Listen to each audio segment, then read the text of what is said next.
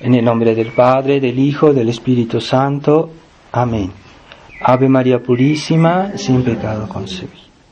Estimados hermanos, estimados fieles, estamos hoy celebrando la fiesta de San José, 1 de mayo, al mismo tiempo que primer día del mes de mayo. Entonces debemos tener muy presente en este mes a la Virgen María. Y hoy, también la fiesta de San José, hemos escuchado el Evangelio en el cual nuestro Señor se queja de la incredulidad de sus compatriotas, porque Él estuvo allí en su patria, en Nazaret, y pues sus familiares o sus compatriotas se ve que hablan con incredulidad, diciendo cómo es posible que de dónde viene que Él haga estos prodigios, ¿verdad?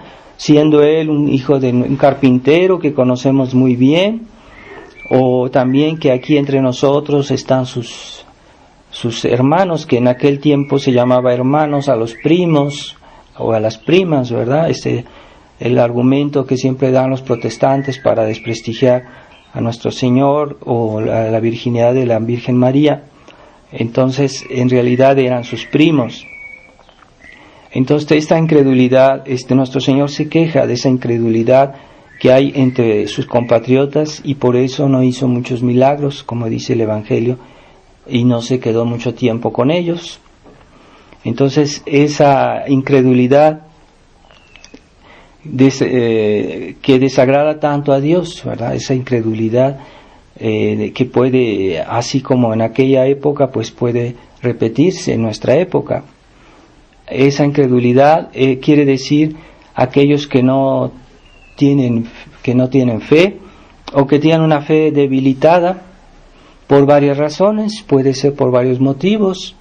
En nuestra época nosotros hablamos de poca fe porque hay personas que, a pesar de ser católicas, a pesar de estar bautizados, pues tienen poca fe, porque no creen en todo lo que la Iglesia enseña, sea porque no tiene consecuencias en su vida eso que creen.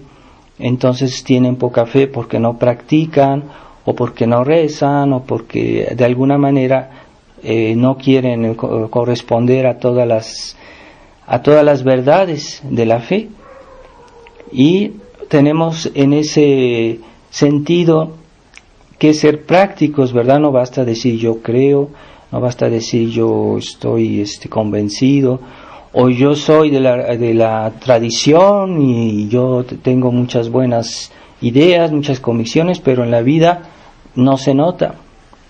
Entonces pensemos a San José, que es un modelo de las virtudes domésticas. San José, en el Evangelio nunca se oye que él dijo algo, nunca habló, ¿verdad? La discreción de San José y al mismo tiempo su eficacidad. La Virgen María tampoco habló muy poco, y siempre que habló era para alabar a Dios, de una manera inspirada del Espíritu Santo. Entonces no era una mujer como pasa muchas veces, que hablaba de más, ¿verdad? La Virgen siempre se distinguió por su discreción y por su fidelidad a la gracia. Entonces las virtudes domésticas, las virtudes del hogar, pero no solo del hogar, sino en todo lugar, en toda situación, esas virtudes domésticas de San José se imponen, porque es lo que hace avanzar la sociedad, es lo que hace avanzar la familia, esa fidelidad al deber, de fidelidad a lo que Dios nos pide, ¿verdad? Esa fidelidad constante, esa fidelidad de toda la vida, no solo actualmente o por un periodo, sino siempre. Y esa fidelidad en virtud de la fe, o sea, no es simplemente ser buenas personas, ser buenas gentes, sino que todo esas virtudes, esa fidelidad al deber, está siempre inspirado en principios, en verdades de la fe. Y eso es lo que hace que San José era un santo, o un gran santo, porque su fidelidad a su deber como padre de familia, como esposo, como hijo de Dios, pues todo era por razones de fe, no era así porque era buena gente, ¿verdad? Sino porque él era una persona que creía firmemente, creía en todo, en todas las verdades de la fe. Entonces eso hacía que su acción era meritoria de un punto de vista sobrenatural, y que esa fidelidad de San José, tanto de San José como de la Virgen María, no les podía merecer estrictamente ser los padres del niño Jesús, porque eso no se puede merecer, es algo demasiado grande. Pero por lo menos les hizo merecer esto de una manera, en un sentido no estricto, ¿verdad? Pero Dios los encontró dignos de poder ser los padres del niño Jesús, porque en toda su vida fueron fieles a la fe. Entonces esa fe que hoy el mundo desprecia, ¿qué es la fe? Es la adhesión a la verdad de Dios, la aceptación de las enseñanzas de Dios. Y eso es lo que hoy es lo menos importante en esta sociedad moderna, el amor a la verdad. El amor a la verdad, sencillamente. La verdad es el punto de referencia de toda la vida humana, o debería serlo. Entonces esa fidelidad a la verdad de Dios se llama fe. El que uno tenga la fe es yo creo en lo que Dios dice, y es lo que Dios dice que debe regular todos mis pensamientos, mis actos, mis acciones, mis amores, o sea, es decir, todo lo que yo amo, lo que yo quisiera, lo que a mí me parece que me gustaría, todo está regulado por la enseñanza de Dios, antes que todo. Y ese es el amor a la verdad, porque como Dios es la verdad, la suprema verdad, entonces la fe es una virtud que está al principio de todo, o sea, de todas las acciones, de todo lo que pudiéramos hacer como cristianos, como hombres también, es la fe, el amor a la verdad, que también, como decía Santa Teresa de Ávila, la humildad es la verdad. Entonces el amor a la verdad, el amor a la verdad es en realidad la humildad. La verdadera humildad está en amar la verdad, pero en un amor real, no es un amor así teórico, aparente, sino un amor concreto, práctico, eficaz. Ese es el amor, esa es la verdadera humildad, someterse a la verdad constantemente.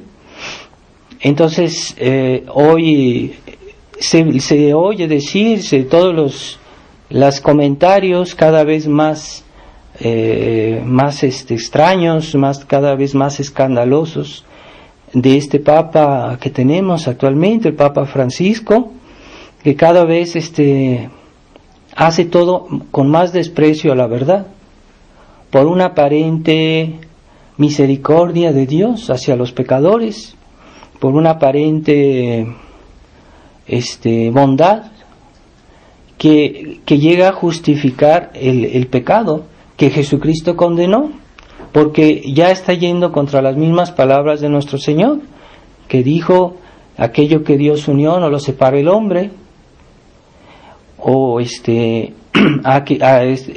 que la Iglesia siempre nos enseñó, que es la enseñanza de Dios, que una persona que no está en estado de gracia no puede recibir los sacramentos. Es un sacrilegio. Eso está dicho siempre en toda la historia de la Iglesia. Es la enseñanza de Dios. Se nos dice, San Pablo nos dice que aquel que va a comulgar, que reciba la comunión en estado de pecado mortal, pues se expone a los castigos de Dios. Está dicho, es la palabra de Dios. Pero hoy por una falsa misericordia, una falsa comprensión de ese estado lamentable en el cual viven muchas personas hoy. Entonces ya el Papa Francisco dice que no, o sea, la verdad está en segundo lugar, o sea, lo que cuenta es la misericordia, lo que cuenta es la paciencia con los pecadores, etcétera, pero Dios no puede negarse a sí mismo, y el fundamento de toda acción humana es la verdad. Si no, se cae en el desorden, en el caos, en todo tipo de abusos, y se expone que se justifiquen todo tipo de crímenes. Es la manera más eficaz de socavar el orden social, el orden temporal, porque después van a surgir otras cosas semejantes, ¿verdad? Sí, esta persona roba porque es un pobrecito que necesita dinero, entonces hay que tener misericordia con él, y siempre el que paga son las víctimas. Las víctimas, esas no tienen no hay quien piense en ellas. Aquel que tiene derechos sobre su reputación, ¿verdad? Porque si cualquier persona puede ensuciar su reputación, poco importa, ¿verdad? Dice lo que quiera de esta persona y está faltando a la justicia. Entonces, pobrecito, pues lo hizo por un momento de debilidad, tendría alguna razón, entonces se justifica el mal por una falsa compasión con el culpable. Entonces, la verdadera misericordia siempre tiene en cuenta la justicia, porque no se puede tener misericordia sino con aquel que es culpable, que es realmente culpable, y se intenta de ayudarlo, pero nunca negando su culpabilidad, porque si no, no tiene sentido tener misericordia. Entonces eso es un engaño manifiesto. Pero como hoy el mundo, la gente quiere justificar sus situaciones erróneas, sus situaciones pecaminosas, sus placeres ilícitos, entonces buscan una justificación de esa manera, para no hacer esfuerzos, para no luchar, para no convertirse. Entonces el Papa Francisco está haciendo un daño enorme a la Iglesia. Y último documento que acaba de salir sobre las cuestiones, problemas matrimoniales, está desdiciendo todo lo que ha dicho la Iglesia antes. Es escandaloso, terriblemente escandaloso para las almas. Y yo escucho rumores de aquí, por ejemplo, en la Ciudad de México, ya algunos sacerdotes que todavía tienen alguna poco de conciencia, no hay que exagerar y decir que son tradicionales, pero tienen todavía un poco de conciencia sobre ciertas realidades de las verdades del matrimonio, y entonces ya algunas personas van de manera violenta a reclamar a estos sacerdotes que les den la comunión porque el Papa lo dijo. Entonces una especie de revolución, ¿verdad?, que el Papa mismo está fomentando. Es escandaloso. Y como ya muchas personas tienen este espíritu democrático, que quieren exigir al sacerdote que haga esto porque ellos piensan así, y el sacerdote tiene que someterse a los caprichos de algunos fieles, pues no es el espíritu de la Iglesia, porque la Iglesia no es democrática, nunca lo fue. Entonces se está destruyendo también el sentido de la obediencia, de la jerarquía, de que la Iglesia debe ella distribuir a quien a ellas considera conveniente o justo que se le pueda dar un sacramento o no. Entonces se está fomentando el caos, y es toda una cantidad de anécdotas, de comentarios de este Papa tan escandalosas unas como otras, que a veces de una manera velada se está fomentando con muchos sobreentendidos lo que se pudiera hacer, lo que se debería hacer, y la gente que está en una mala situación lo entiende muy bien enseguida, porque enseguida lo reclaman, enseguida quieren vivir eso. Entonces se está fomentando en el fondo la comunión sacrílega, la recepción de los sacramentos sacrílega, es porque no se quiere someter la vida humana a la verdad de la fe. Y ese es el caos de la moral que está fomentando este Papa. Es catastrófico para la Iglesia. Y pues son esos católicos que no practican o que no se portan bien, que ahora ya quieren comulgar, que están lejos de Dios.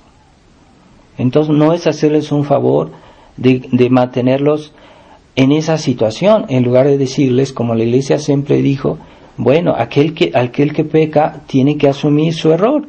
No es que la Iglesia lo quiera condenar, pero mientras no está en estado de gracia, no puede comulgar, no puede recibir los sacramentos, pero es por su bien, porque así él dice, bueno, si no puedo comulgar, pues voy a hacer un esfuerzo, quiero comulgar, yo quisiera.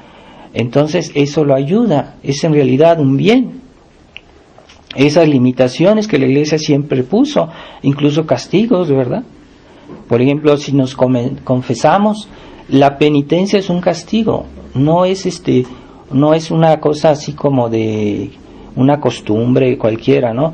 La penitencia que se da cuando nos confesamos, que también nosotros los sacerdotes nos confesamos. Bueno, esa penitencia es un castigo, no es no es folclore.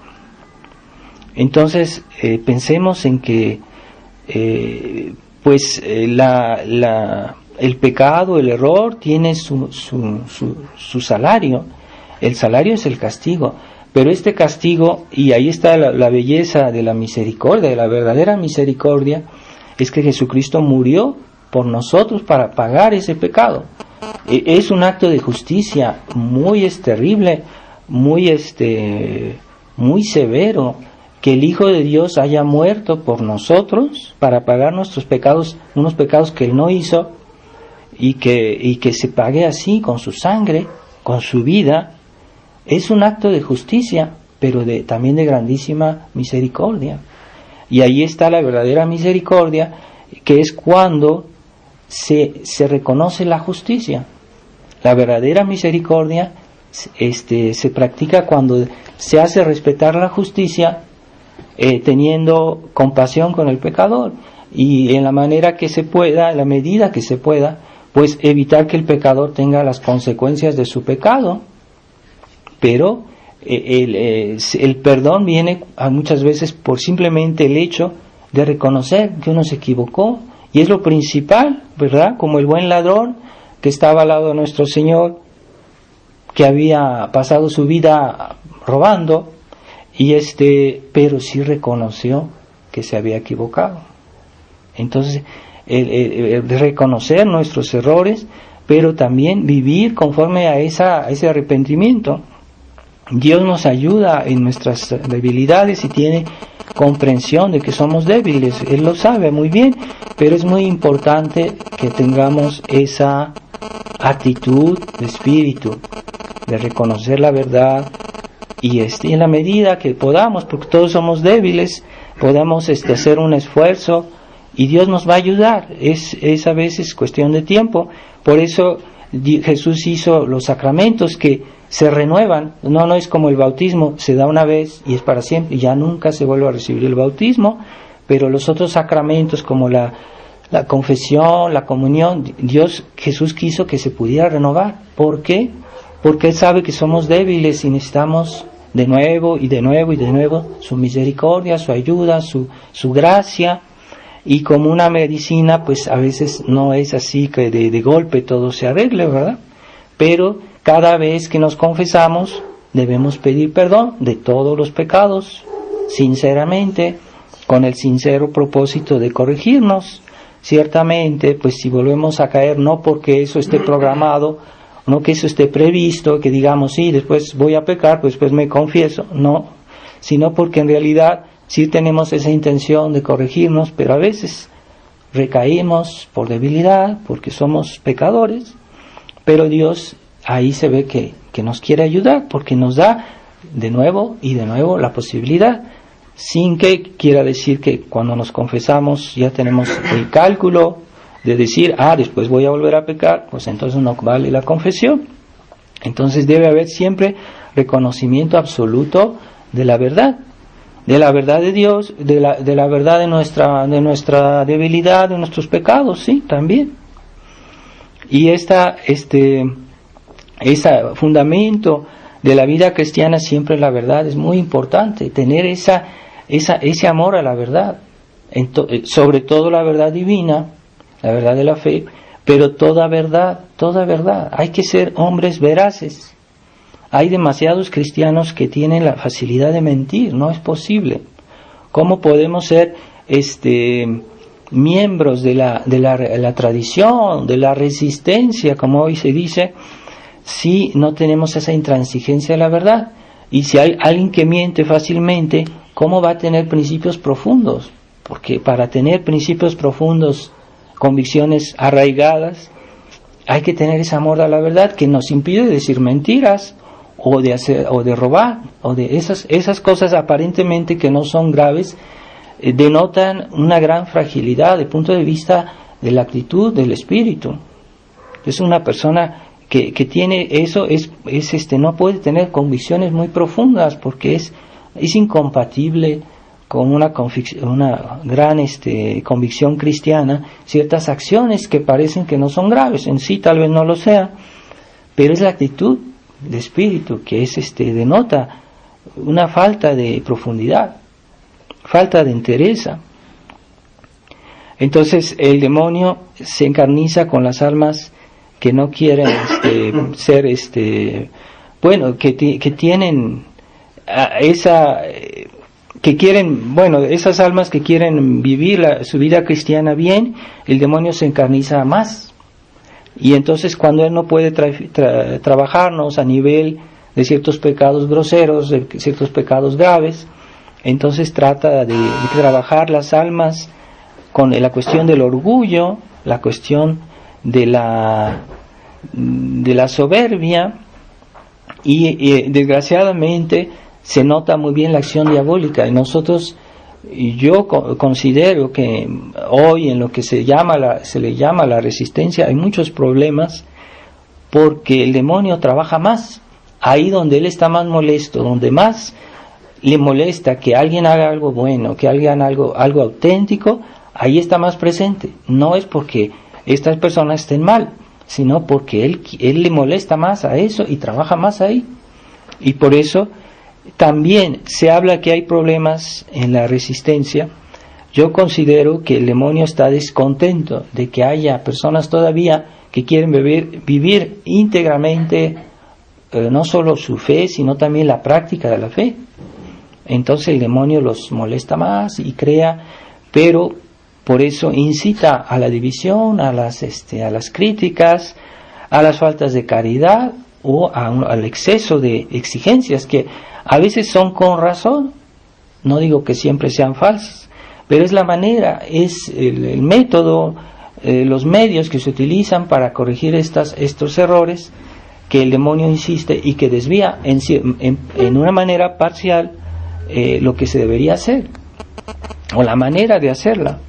Entonces tengamos cuidado de nunca actuar por soberbia, aún defendiendo la verdad, porque si la verdadera humildad es el amor verdadero a la verdad, pero es a toda la verdad y no solo a un aspecto de la verdad. O sea que también ciertamente todas las virtudes, la fe, que es ser intransigentes en la fe, pero hay una manera, a veces sin faltar a la intransigencia, la manera de la caridad y la manera de la misericordia, la verdadera misericordia, que no es impía, que no es contra la verdad. Entonces se necesita mucho equilibrio espiritual en nuestra época, y es una desgracia para aquellos que no viven su vida integralmente cristiana, porque están más expuestos a la tentación. Entonces si incluso hay casos de sacerdotes que han exagerado en su manera de criticar o de hablar de los problemas, no tanto a nivel de Roma, sino más bien entre los mismos de la resistencia ha habido excesos, y considero que el demonio aprovecha esa falta de humildad, porque la humildad está en la verdad, pero en toda la verdad, y hay que considerar la debilidad de los demás en cierta medida. A veces sí, a veces no, porque no tampoco hay que hacer de eso una regla absoluta. Es una cuestión de prudencia, de oportunidad, de sensatez, de caridad, y todo eso junto es difícil, ¿verdad? Pero justamente es la manera que Dios nos pide hoy de vivir nuestra vida cristiana, aquellos que queremos ser fieles a la verdad de la tradición de la Iglesia. Vamos a pedirle a San José que nos dé esa humildad práctica, que esa humildad que es sometimiento a la fe, a la enseñanza de Dios. Pidámosle a la Virgen María en este mes de mayo que comienza, pidámosle también ese amor a Dios que ella nos vino a inculcar por la devoción a su corazón inmaculado. Su corazón, símbolo del amor, pero símbolo de ese amor fiel a la verdad. Pero es una fidelidad inmaculada la de la Virgen María.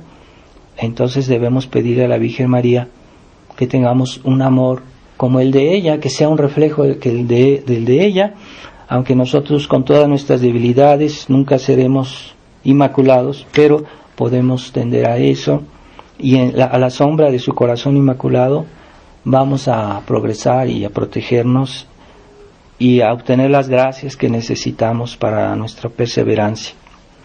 Ave María Purísima, en el nombre del Padre, del Hijo y del Espíritu Santo. Amén.